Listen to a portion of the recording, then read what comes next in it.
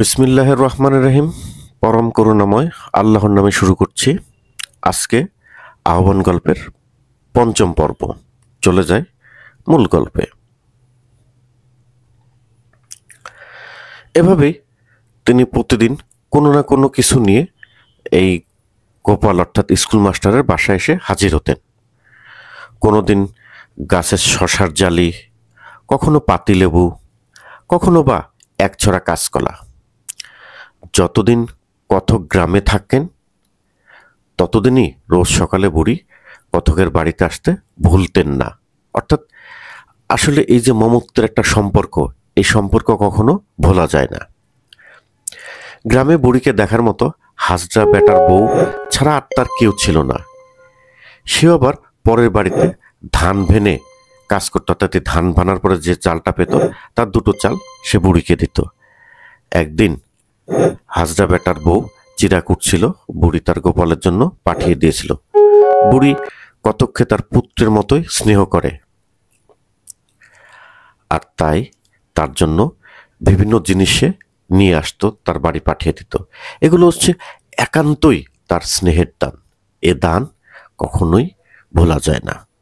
চলে যায় ভিডিও চিত্রে।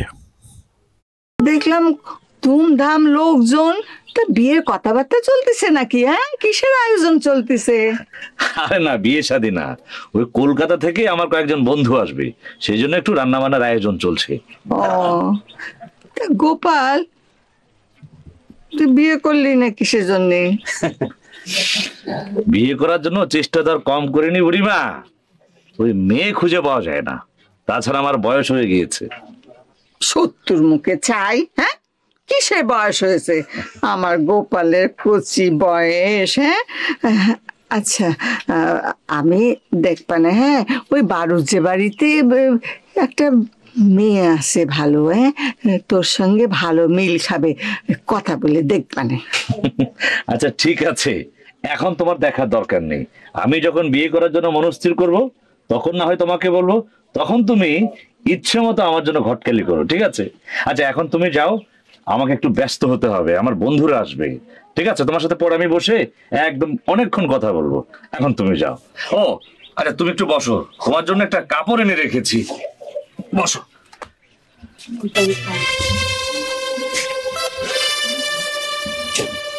এই কাপড়খানা রেখে দাও।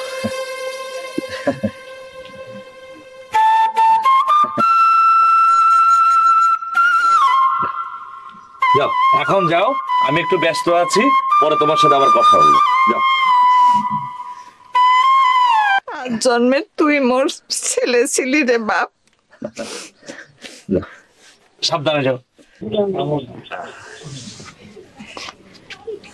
জন্য বলি, যখন তখন এভাবে এসো না,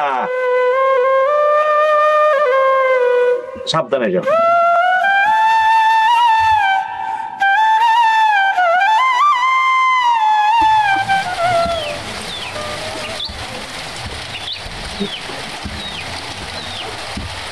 কনে যাচ্ছ মা?